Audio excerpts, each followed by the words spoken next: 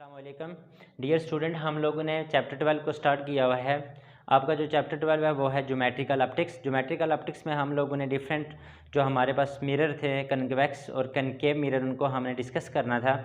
Convex और concave mirror के बारे में लिए हम लोगों ने बेशुमार इंफॉर्मेशन जो है वो इकट्ठी कर ली है,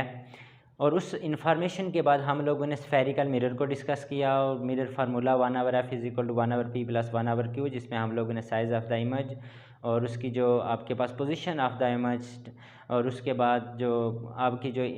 इमेज है वो किस तरह की है उसको हमने डिस्कस किया था। और उसके बाद जो आपका आर्टिकल है वो है आपके पास यूजेस ऑफ स्फेरिकल मिरर।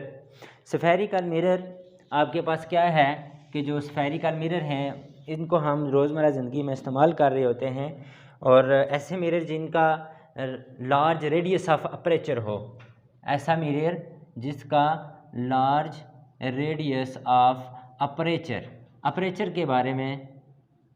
आपने पढ़ चुके हैं, आपको पता होना चाहिए कि वो एक हमने टर्म पढ़ी थी कि अपर्चर क्या होता है। कि मिरर, कोई भी आपके पास मिरर है और उसकी वो वाला पोर्शन जिसके ऊपर लाइट एक्सपोज हुई होती है, जिसके ऊपर लाइट पड़ रही होती है, वो उस मिरर का अपर्चर कहलाता है। तो आपके पास कोई एक मिरर हो और उसका लार्ज अपर्चर ऑफ रेडियस हो और उसको हम यूज़ कर सकते हैं फॉर शेविंग पर्पस के लिए हम लोग इसको यूज़ करते हैं। और इस लार्ज रेडियस ऑफ अपर्चर से शेविंग के लिए हमें क्या मिलती है, इन लार्ज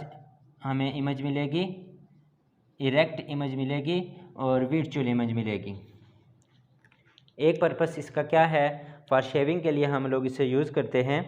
ठीक है। उसके बाद आपके पास इसका जो दूसरा पर्पस है वो रोज़मर्रा ज़िंदगी में डॉक्टर, डेंटिस्ट के पास हम लोग जाते हैं तो उनके पास एक मिरर होता है जो हमारे पास हमारी जो कैविटी है उसके इनसाइड जो हमारे पास both side tooth and cavity को देखने के लिए जो डॉक्टर हैं वो क्या करते हैं, जो स्फेरिकल मिरर हैं इनको यूज़ करते हैं। हमारे गले का, हमारे कान का, हमारे थ्रोट का जितना भी मसला होता है वो स्फेरिकल मिरर के ज़रिए ही इनिशियल तौर पर उनके अंदरूनी जो चीज़ें होती हैं वो देखी जा सकती हैं। उसके बाद हमारे पास क्या है, जो तीसरा इसका काइंड है इसकी, कि ये एक तरह के टेलीस्कोप में यूज़ होता है concave mirror, one kind of telescope.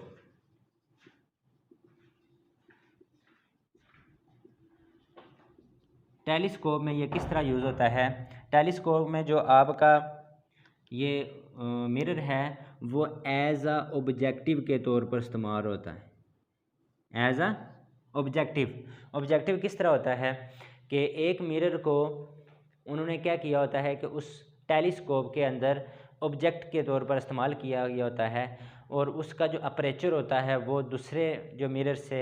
Large होता है। और जब ऑब्जेक्ट से रे ऑफ लाइट इस ऑब्जेक्टिव मिरर के ऊपर पड़ रही होती हैं तो ज़्यादा से ज़्यादा अमाउंट की जो लाइट होती है वो ऑब्जेक्ट से इंसिडेंट होती है ऑन दिस कनकेव मिरर। ये वाला जो आपका ऑब्जेक्टिव के तौर पर कनकेव मिरर इस्तेमाल हुआ होता है उससे क्या होती है, लाइट इंसिडेंट होती है। तो जब ज़्यादा अमाउंट में लाइट इंसिडेंट होगी किसके ऊपर, ऑब्जेक्टिव लेंस के ऊपर, तो हम लोग क्या कर सकते हैं कि उस ऑब्जेक्ट को वेरी क्लियर इमेज उसकी हमें मिल सकती है उस टेलीस्कोप के अंदर। उसके बाद हमारे पास क्या है कि हम लोग माइक्रोस्कोप को यूज़ करते हैं बायो की लैब में, और डिफरेंट तरह की चीज़ों को देखने के लिए नेकेड आई से जो चीज़ें नहीं देखी जा सकती उसको हम माइक्रोस्कोप के ज़रिए देखते हैं। तो माइक्रोस्कोप की जो स्लाइड होती है उसके ऊपर लाइट को कंसंट्रेट करने के लिए भी आपके पास जो कनकेव मिरर होता है वो यूज़ किया जाता है। तो for concentration of light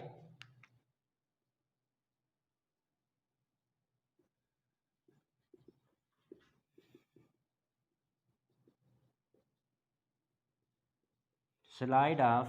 microscope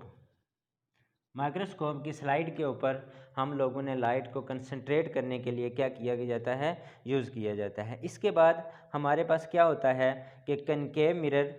इस्तेमाल होते हैं आपके पास बल्ब के पीछे, ताकि हमारी जो लाइट है वो हमें लार्जर व्यू तक हमें देखने में मदद मिल सकती है। जैसा गाड़ियों की हेडलाइट्स हैं, हमारे पास जो टॉर्च हैं जो हमारे जो यूज़ होती हैं, जो जिसे हम व्हीकल की जो हमारे पास है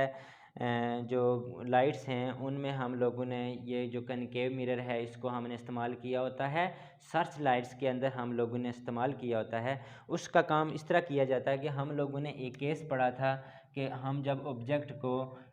किस जगह पे रखते हैं तो हमें किस तरह की इमेज मिलती है। ये आपके पास पोल है, ये आपके पास फोकस पॉइंट है, ये आपके पास सेंटर ऑफ कर्वेचर है। तो जब हम इसको डिस्कस कर रहे थे तो हमने सबसे पहले object at a infinite point पे रखा था, फिर object beyond the centre of curvature रखा था, फिर आपने at the centre of curvature पे ऑब्जेक्ट रखा था, फिर उसके बाद आप लोगों ने एक ऑब्जेक्ट को between the centre of curvature and focus point पे रखा था, और फिर उसके बाद आप लोगों ने क्या किया था, एक जो आपके पास ऑब्जेक्ट था उसको आप लोगों ने कहाँ पे रखा था, एट अ फोकस पॉइंट। कहाँ पे रखा था कि जो आपका बल्ब होता है वो प्रिंसिपल फोकस के ऊपर जब हम लोग रखते हैं कोई भी एक object, let us suppose that मेरे पास एक ऑब्जेक्ट है, इसको मैं फोकस पॉइंट पे रखता हूँ। कहाँ पे रखता हूँ, फोकस पॉइंट पे। तो ये जब आपके पास यहाँ पे लाइट पड़ेगी इसकी तो दोबारा किससे गुजरेगी, प्रिंसिपल फोकस से, इधर जाके इधर टकराई, दोबारा होगी प्रिंसिपल फोकस से गुजरने वाली लाइट। आप लोगों ने रे ऑफ लाइट में ये पढ़ा था उसके आर्टिकल में कि जो ray of light principal centre of curvature से गुजरती है वो वहाँ उसकी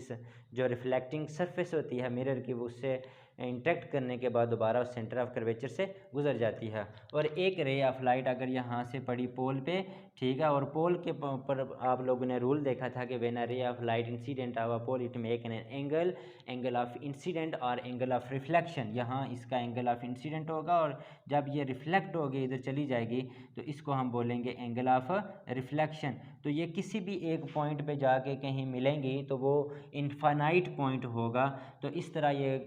तरह जो आपका बल्ब होता है गाड़ियों की हेडलाइट में और आपकी जो सर्च लाइट होती हैं उसमें जो बल्ब होता है वो आपका प्रिंसिपल फोकस के ऊपर रखा जाता है, और प्रिंसिपल फोकस से गुजरने वाली सीधी जो लाइंस होती हैं वो आगे हमें वाइड व्यू प्रोवाइड करने के लिए काफ़ी होती हैं।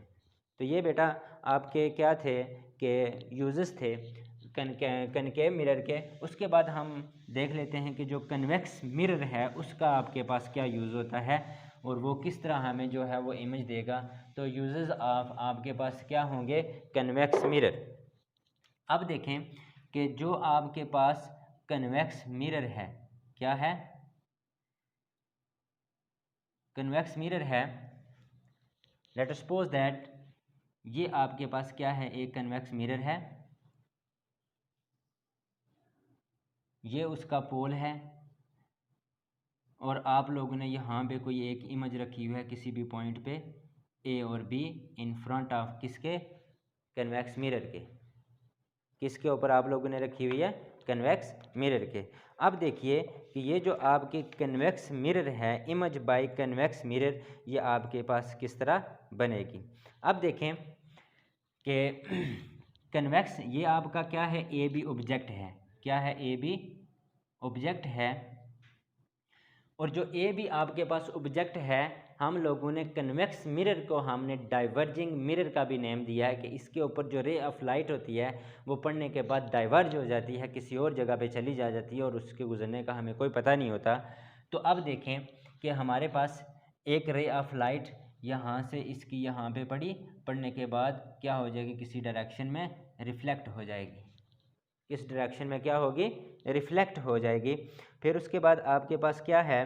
कि एक रे ऑफ लाइट अगर यहाँ से पोल पे पड़े तो इसकी भी जो रे ऑफ लाइट है वो भी किसी और डायरेक्शन में चली जाएगी और वो make an angle of reflection and angle of incident. अब देखें कि अगर इस मिरर का यहाँ पे हम लोग लेते हैं, ये इसका कोई भी हम देखिए कि इसकी जो इमेज थी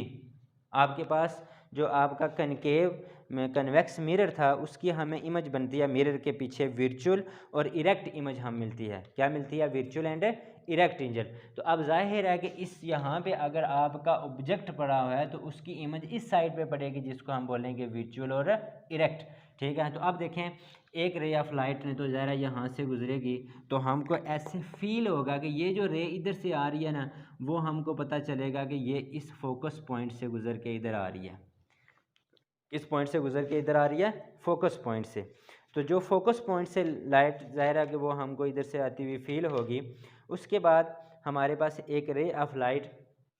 क्या होगी, यहाँ से अगर कोई ये ए बी अगर कोई रे ऑफ लाइट यहाँ पे पड़ी है तो पढ़ने के बाद यहाँ से भी गुजर के किसी ना किसी जगह पे जा सकती है, तो ये उसका क्या होगा, सेंटर ऑफ कर्वेचर। यहाँ पे पड़ी, इधर से भी कहीं रिफ्लेक्ट हो गई, ये इधर जा सकती है, किसी और डायरेक्शन में जा सकती है। तो ये रे ऑफ लाइट, ये तो हमें ऐसे फील होगा कि वो सेंटर ऑफ कर्वेचर से हमें क्या हो रही है,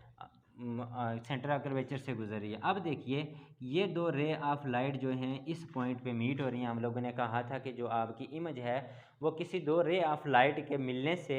जो यहाँ पे उनका पॉइंट ऑफ इंट्रैक्शन होगा उस पर आपको इमेज मिलेगी। तो यहाँ पे आपको क्या होगी, एक छोटी सी इमेज उस साइज़ से कम साइज़ में आपको यहाँ पे एक इमेज मिलेगी, और वो जो आपकी इमेज होगी वो क्या होगी, स्मॉलर इन साइज़। और ये वाला वर्चुअल इमेज वाला केस है जिसमें आप लोगों ने क्या कहा था कि जो आपका कन्वेक्स मिरर है इससे बनने वाली इमेज वर्चुअल होगी और इरेक्ट होगी। तो इस तरह हमारे पास ये वाला जो कन्वेक्स मिरर है ये गाड़ियों के रियर व्यू को देखने के लिए हम लोग यूज़ करते हैं, और जो आपका ऑब्जेक्ट होता है उसकी इमेज उससे छोटी बन रही होती है, और जो बैकवर्ड गाड़ियों के जितने भी शीशे लगे होते हैं ड्राइवर यूज़ करते हैं, और उनको हम पीछे के रियर व्यू को देखने के लिए हम लोग क्या करते हैं, यूज़ करते हैं। और इस तरह इसकी इमेज जो आपकी, ये आपका पहले ऑब्जेक्ट था और इसकी जो इमेज है इससे भी साइज़ उसका क्या है, कम है। और इस तरह जो गाड़ी के पीछे जितनी भी जगह होती है उसका ज़्यादा से ज़्यादा हम लोग क्या करते हैं, रियर व्यू देख सकते हैं। तो ये आपका क्या थे, स्फेरिकल मिरर के यूजेस और कन्वेक्स मिरर के यूजेस, और image information bye convex mirror कि इमेज कन्वर्स भी हम लोगों ने साथ इसको क्लियर कर दिया कि इमेज किस तरह बनेगी और ये यूज़ कहाँ पे होगी। ये हमारी गाड़ियों के रियर व्यू में, व्हीकल्स में, ऑटोमोबाइल्स में जितने भी आप लोगों के यूज़ हो रहे हैं वो आपके पास इसी कन्वेक्स मिरर के यूज़ के तौर पर इस्तेमाल हुई होती है। और उसके बाद हमारे पास एक और यूज़ जो है कनकेव मिरर का, ये हमारे रोड्स के किनारों पे जो मिरर लगे होते हैं। दूसरा व्यू डेंजरस मोड पे हम लोग जो मिरर यूज़ किए होते हैं वो भी आपके पास कौन से यूज़ होते हैं, कनकेव। जो आपके पास ये जो कन्वेक्स मिरर है इसको हम लोग यूज़ करते हैं कि वो जो कन्वेक्स मिरर है ये डेंजरस मोड पे ऊपर लगा होता है और हमें दोनों तरफ का जो व्यू होता है उसको हम आसानी से देख सकते हैं और हमारे लिए आसानियाँ पैदा करता है। खुदा हाफिज़।